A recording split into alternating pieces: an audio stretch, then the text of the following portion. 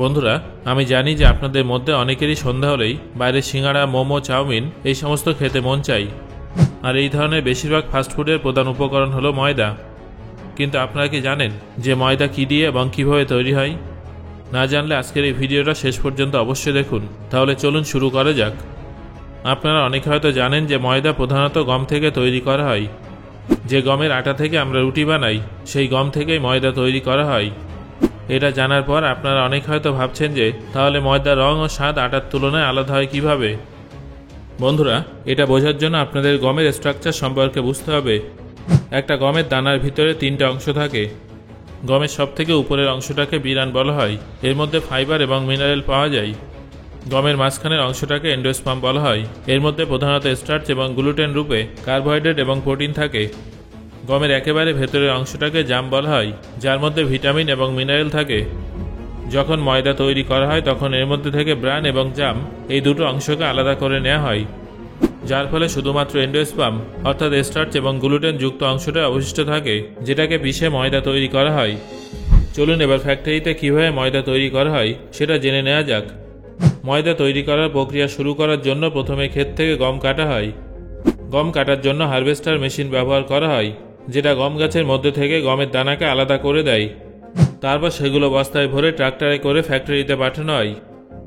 ফ্যাক্টরিতে নিয়ে যাওয়ার পর প্রথমেই সেগুলোকে ইনটেক পয়েন্টে খালি করে দেওয়া হয়, যার ফলে গমের দানা জালির ভেতর থেকে আন্ডারগ্রাউন্ডে জমা হয়। সেখান থেকে স্যাম্পেল সংগ্রহ করে সেগুলো ল্যাবে নিয়ে টেস্ট করা হয়, যার ফলে গমের মধ্যে উপস্থিত আর্দ্রতা, প্রোটিন, গ্লুটেন, মিনারেল ইত্যাদি কতটা পরিমাণে আছে সেগুলো জানা যায়। তারপর আন্ডারগ্রাউন্ড থেকে এক ধরনের বাকেট কনভেয়ারের মাধ্যমে গমগুলোকে ফ্যাক্টরিতে সবার উপরে পৌঁছে দেওয়া হয়। কারণ বেশিরভাগ ফ্যাক্টরিতে টপ টু বাটন অ্যাপ্রোচ পদ্ধতি অবলম্বন করা হয়। আসলে গ্র্যাভিটির কারণে কারখানাজাত দ্রব্য খুব সহজে উপর থেকে নিচে আসতে পারে। উপরে যাওয়ার পর সবার প্রথমে গমগুলোকে পরিষ্কার করার জন্য প্রি ক্লিনিং প্রসেসে পাঠানো হয়, যেখানে গমগুলো ড্রাম সিপের মধ্যে থেকে প্রবাহিত হয়। এর মধ্যে একটা ড্রামের মতো ঘুরন্ত ছাঁকনি লাগানো থাকে, যেটা গমের ভিতর থেকে দড়ি, প্লাস্টিক, কাগজের মতো জিনিসগুলোকে আলাদা করে দেয়। তারপর সেই গমগুলোকে গ্র্যাভিটি ক্লিনারে পাঠানো হয়, যেখানে একটার উপরে আরেকটা করে অনেকগুলো তির্যক ছাঁকনি আটকানো থাকে।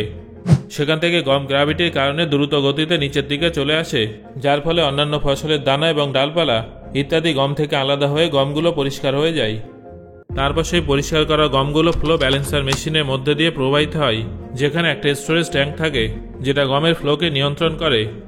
তারপর গমগুলোকে ম্যাগনেটিক ডিস্টোনারের মধ্যে ঢেলে দেওয়া হয়, যেখানে একটা অনেক বড় ইলেকট্রোম্যাগনেটিক চুম্বক লাগানো থাকে, যেটা গমের মধ্যে উপস্থিত লোহা অর্থাৎ আয়রন সম্পর্কিত বিভিন্ন জিনিস যেমন নাটবল্ট, পেরেক, তারের টুকরো ইত্যাদি আলাদা করে দেয়।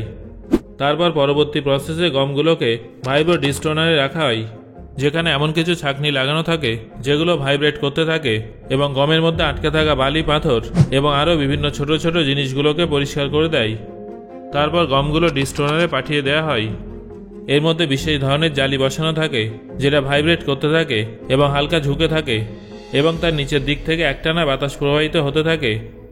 যখন এই মেশিনের উপর দিয়ে গম প্রবাহিত হয় তখন গমের মধ্যে উপস্থিত পাথর এবং কাচের টুকরো ভারী হওয়ায় নিচে বসে যায়, আর গম হালকা হওয়ার কারণে উপরে চলে আসে এবং নিচে থেকে আসা হাওয়া এগুলোকে পুনরায় মিক্স হতে দেয় না এবং উপরে স্থির রাখে, যার ফলে জালির মধ্যে উপস্থিত কণা এবং পাথরের টুকরো জালির বিশেষ ডিজাইনের কারণে উপরের দিকে উঠে যায় এবং গম গ্র্যাভিটির কারণে নিচের দিকে আসতে থাকে, যেটা নিচে এক সাইডে চলে আসে।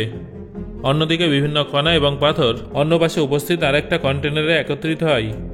এই মেশিনটা এতটাই উচ্চমানের হয় যে একদম ছোট ছোট কণাও গম থেকে আলাদা হয়ে যায়।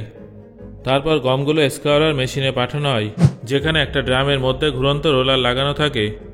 ড্রাম এবং রোলারের উপরে দাঁতের মতো অসংখ্য ধারালো জিনিস আটকানো থাকে।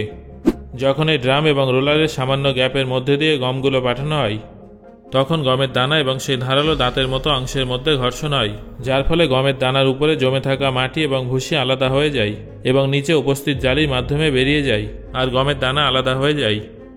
তারপর গমগুলোকে অ্যাসপিরেশনাল চ্যানেলের মধ্যে দিয়ে নিয়ে যাওয়া হয়, যেখানে উপর থেকে নিচে নামতে থাকা গমের মধ্যে পাকার সাহায্যে দ্রুত গতিতে বাতাস দেওয়া হয়, যেটা গমের মধ্যে উপস্থিত ভুসি এবং ধুলো উড়িয়ে দেয়, যার ফলে আমরা পরিষ্কার গম পাই। তারপর গমগুলোকে ফাইনাল ক্লিনিংয়ের জন্য গ্রেন ওয়াশারে পাঠানো হয়। সেখানে এগুলো বিশুদ্ধ জলের সাহায্যে ভালো করে ধুয়ে পরিষ্কার করা হয়, যার ফলে অবশিষ্ট ময়লা বেরিয়ে যায় এবং গম ভালো করে পরিষ্কার হয়ে যায়। তারপর এই মেশিনটা ভিজে গমগুলোকে আলাদা করে দেয়। তারপর ভিজে গমগুলো গ্রেন ড্রায়ার মেশিনে পাঠানো হয়, যার মধ্যে ইলেকট্রিক হিটার এবং পাখা লাগানো থাকে, যার ফলে একটানা গরম হাওয়া বেরোতে থাকে এবং কনভেয়ারে যাওয়ার সময় একটানা গরম বাতাস ফ্লো হতে থাকে, যেটা গমের মধ্যে থেকে আর্দ্রতা বের করে ভেজা গমগুলোকে দ্রুত শুকিয়ে দেয়, আর আমরা শুকনো গম পেয়ে যাই। এই পরিষ্কার শুকনো গমগুলোকে কনভেয়ারের সাহায্যে স্টোরেজ সিলোতে পাঠানো হয়, যেগুলো এখানে আবহাওয়া এবং কীটপতঙ্গের হাত থেকে সুরক্ষিত রাখার জন্য জমা রাখা হয়। যদি আমরা সাদা আটা তৈরি করতে চাই, তাহলে এই গমগুলোকে ফ্লাওয়ার মিলে পাঠিয়ে গমকলের সাহায্যে পিষাই করে সহজেই আমরা সাদা আটা পেয়ে যাব। কিন্তু ময়দা তৈরি করার জন্য এই গমগুলোকে সবার প্রথমে স্টোরেজ সিলোতে ময়েশ্চার মেজারিং ডিভাইস পাঠানো হয়, যার মধ্যে উপস্থিত মাইক্রোওয়েভ এবং অপটিক্যাল সেন্সর গমের মধ্যে কতটা আর্দ্রতা আছে সেটা চেক করে। তারপর সেটা টার্বুলাইজার ড্যাম্পেনার মেশিনে পাঠানো হয়, সেখানে ঘুরন্ত রোটারের মাধ্যমে প্রয়োজন অনুসারে জল মেশানো হয়, যার ফলে আর্দ্রতা 7 থেকে 20% বাড়িয়ে দেওয়া হয়। তারপর সেই গমগুলোকে 10 থেকে 12 ঘন্টার জন্য হোল্ডিং ট্যাঙ্কে রাখা হয়, যার ফলে গমের বাইরে বিরান শুকিয়ে শক্ত হয়ে যায় এবং ভিতরে এন্ডোস্পার্ম ফুলে যায়। এইভাবে উভয় টেক্সচারে আসা পার্থক্য ময়দা বানানোর জন্য ভীষণ গুরুত্বপূর্ণ। তারপর গমগুলোকে ক্র্যাকিং মিলে পাঠানো হয়, যেখানে দুটো বড় আকারের রোলার বিপরীত অভিমুখে থাকে, যেটা ভিন্ন ভিন্ন স্পিডে ঘুরতে থাকে। এদের মাঝখানে সামান্য গ্যাপ থাকে, যার ফলে যখন গমের দানা এর মাঝখান দিয়ে সামনের দিকে এগিয়ে যায়, তখন সেটা পুরোপুরি পিষে যায় না, বরং ফেটে গিয়ে আখরোটের মতো খুলে যায়, যার ফলে বিরান, জাম এবং এন্ডোস্পার্ম সব আলাদা হয়ে যায়, আর এই সব কিছুর একটা মিশ্রণ তৈরি হয়। তারপর এই মিশ্রণটাকে পিউরিফায়ারের সাহায্যে সামনে এগিয়ে নিয়ে যাওয়া হয়, যেখানে অনেকগুলো ছাঁকনি থাকে, যা ছিদ্রের আকার উপর থেকে নিচে অনেক বেশি সূক্ষ্ম হয়ে যায়। যখন এই মিশ্রণটাকে এই মেশিনে ঢালা হয়, তখন সেটা সম্পূর্ণ ছাঁকনি জুড়ে ছড়িয়ে পড়ে, আর নিচ থেকে একটানা গরম হাওয়া উপরের দিকে উঠে আসে, যেটা বিরান এবং জামকে হালকা হওয়ার কারণে উপরের দিকে পাঠিয়ে দেয়। অন্যদিকে ভারী এন্ডোস্পার্ম নিচেই থেকে যায়, গরম হাওয়া এন্ডোস্পার্মকে শুকনো করে দেয়।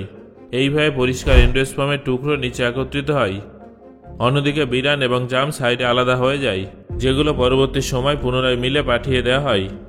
নিচে একত্রিত হওয়া এন্ডোস্পার্মের টুকরোগুলোকে আমরা সেমোলিনা বা সুজি বলে থাকি।